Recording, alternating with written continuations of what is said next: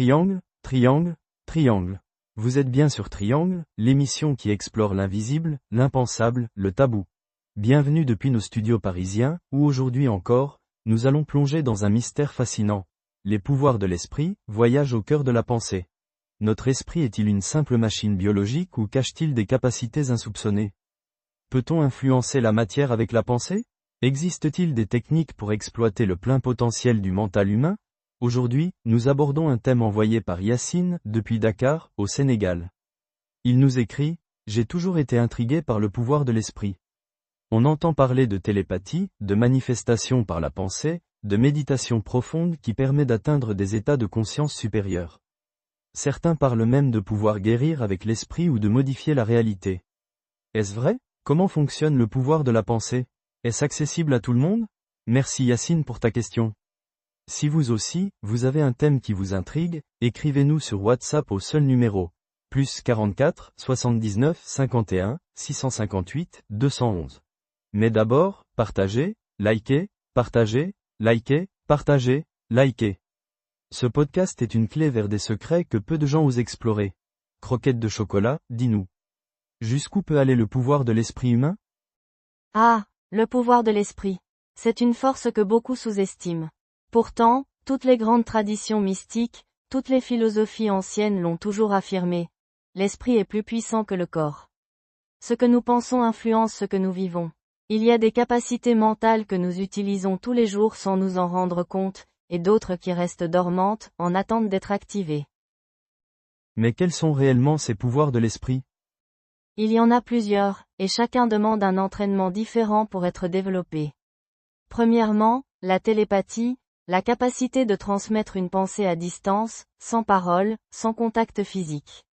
Certains pensent que c'est un mythe, mais des expériences ont montré que des personnes entraînées peuvent percevoir des images et des idées envoyées par un autre cerveau. Deuxièmement, la vision à distance, certains médiums sont capables de voir des lieux qu'ils n'ont jamais visités, de décrire avec précision des événements qui se déroulent ailleurs. Troisièmement, la manifestation par la pensée, la fameuse loi d'attraction, selon laquelle nos pensées, si elles sont suffisamment focalisées, peuvent influencer la réalité et attirer ce que nous désirons.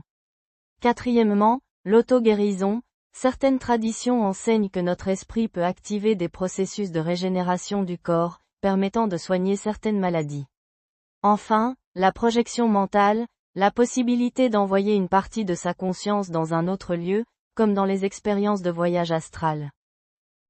Mais comment savoir si ces pouvoirs sont réels ou juste des illusions?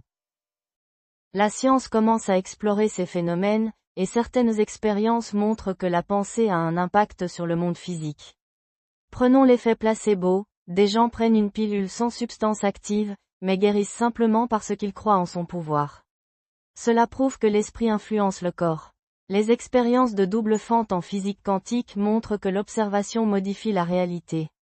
Cela signifie que la conscience a un rôle dans la structure même de l'univers.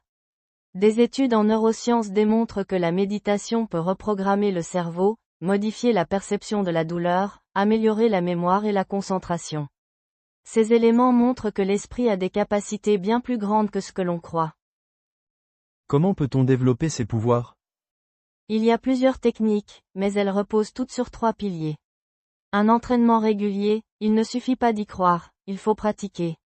La méditation, qui permet de calmer l'esprit et d'augmenter la concentration. La visualisation, qui consiste à imaginer clairement une situation jusqu'à ce qu'elle devienne presque tangible dans l'esprit. La maîtrise des émotions, car la peur, le doute, la colère bloquent les capacités mentales avancées. Si une personne veut développer son intuition, sa télépathie ou sa capacité à influencer la réalité, elle doit apprendre à contrôler son état intérieur. Peut-on réellement influencer la matière par la pensée? C'est un sujet qui divise. Certains disent que oui, et des expériences montrent que l'intention influence l'eau, les plantes, les objets. L'expérience du riz, ou un même bol de riz traité avec des pensées positives reste intacte alors qu'un autre, exposé à des pensées négatives, pourrit plus vite. Les expériences sur les champs morphogénétiques suggèrent que l'esprit humain peut structurer l'énergie autour de lui. Mais il y a aussi la limite imposée par nos croyances. Beaucoup de gens ne voient pas d'effet parce qu'ils doutent ou qu'ils ne croient pas suffisamment en leur propre pouvoir. Existe-t-il des dangers à explorer ces pouvoirs? Oui, car un esprit mal entraîné peut s'ouvrir à des choses qu'il ne contrôle pas. Trop de méditation sans ancrage peut créer des déséquilibres mentaux. La télépathie peut devenir une obsession, surtout si on pense capter des pensées qui ne nous appartiennent pas. Vouloir manipuler la réalité sans discernement peut entraîner des retours de flamme. Il est important de développer ses capacités avec sagesse et sans intention de nuire. Comment se protéger lorsqu'on commence à explorer ses capacités? Il faut toujours avoir une bonne hygiène mentale